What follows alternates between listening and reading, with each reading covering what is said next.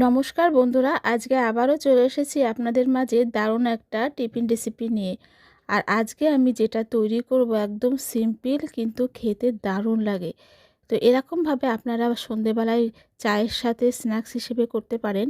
তো এই টিফিন রেসিপিটা করার জন্য যেটা লাগবে, আমি এখানে ময়দা নিয়েছি আর ময়দার সাথে কিছুটা কালো জিরে দিয়ে দিলাম আর টেস্ট অনুযায়ী নুন দিয়ে দিলাম আর দিয়ে দিচ্ছি সামান্য বেকিং সোডা, মানে যেটাকে আমরা খাবার সোডা বলে থাকি। আর দিয়ে দিচ্ছি 1 চামচ সাদা তেল। এবার সব কিছু আমি ভালো করে একটু ময়ান দিয়ে দেব।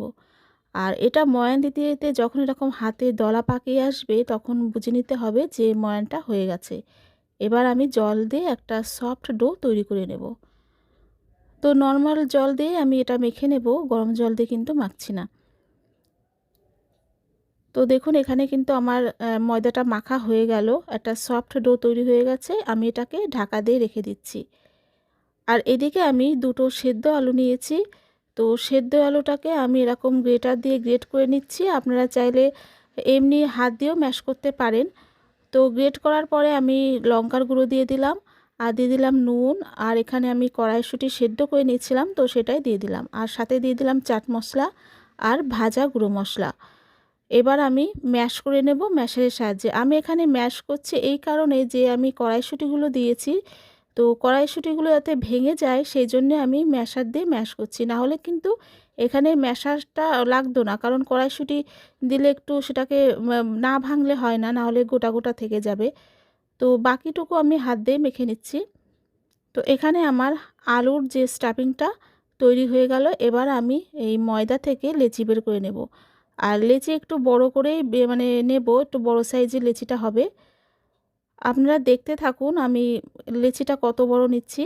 তো এখানে আমি লেচিগুলো বের করে নিলাম আর একটা বেশ বড় মতন লেচি নিয়ে নিলাম। আর এই একটু তেল দিয়ে এই লেচিটাকে বেশ বড় করে পরোটা বেলে নেব।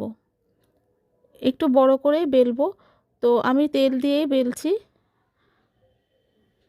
আর এটা একটু বড় করলেই ভালো হয়, মানে যত বড় করা হবে ততই কিন্তু এই খাবারগুলো খুব সুন্দরভাবে তৈরি হবে।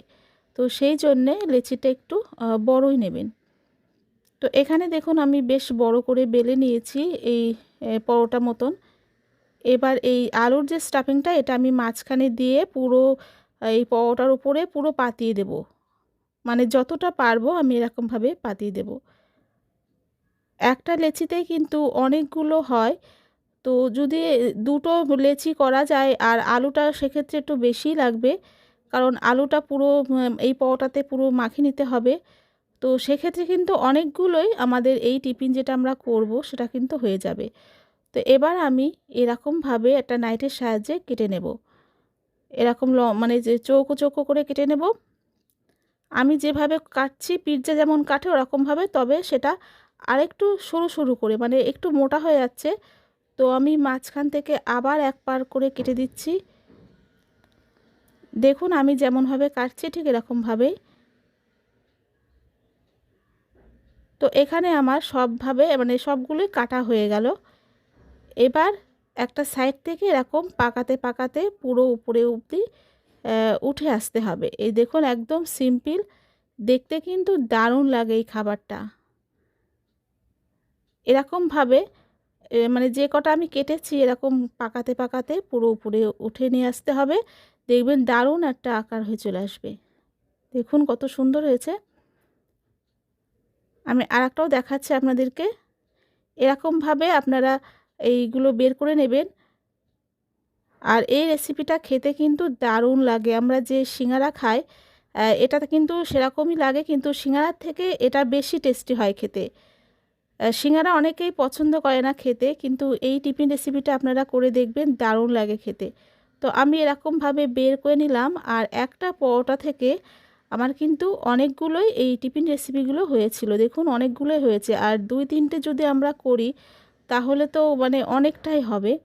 তো সেক্ষেত্রে আলুটা একটু বেশি লাগবে। এবার আমি সাদা তেলে এগুলো ভেজে নেব। ভাজাটা খুব তাড়াতাড়ি হয়ে যায়। তো আমি আগে তেলটা ভালো করে গরম করে গ্যাসটাকে মিডিয়াম রেখেছিলাম। এবার উল্টে পাল্টে দিচ্ছি। একটু লাল লাল টাইপের হবে, তারপর আমরা তুলে নেব। যদি আপনারা ডিপ ফ্রাই করেন সেক্ষেত্রে একটু তো বেশি ভালো হয়, মানে তাড়াতাড়ি হয়ে যাবে। যেহেতু এখানে আমি অল্প তেলে ভাজছি, তো সেই জন্যে একটু টাইম লাগছে এপিট ওপিট করতে। তো দেখুন এখানে আমার ভাজা হয়ে গেছে, আমি এবার তুলে নিচ্ছি। আর এইগুলো এতটাই মুচমুচে হয়েছিল, আপনাদেরকে আওয়াজটা শোনালে আপনারা বুঝতে পারতেন। আর বাকিগুলো আমি একইভাবে ভেজে তুলে নিলাম। তো দেখুন একটা পরোটাতে কতগুলো হয়েছে। তৈরি হয়ে গেল আমাদের দারুণ টেস্টি একটা স্ন্যাক্স রেসিপি, ঝটপট তৈরি করতে পারবেন। মানে আলুটা যদি সেদ্ধ থাকে আপনারা কিন্তু ঝটপটই করে দিতে পারবেন। বাড়িতে কোনো গেস্ট আসলো কিংবা চায়ের সাথে কিন্তু দারুণ লাগে। আমার রেসিপি আপনাদের ভালো লাগলে অবশ্যই একটা লাইক, কমেন্ট, শেয়ার করবেন। আর নতুন হলে যদি আমার রান্না ভালো লেগে থাকে একটা সাবস্ক্রাইব করার অনুরোধ রইল। সবাই ভালো থাকবেন, সুস্থ থাকবেন। টাটা।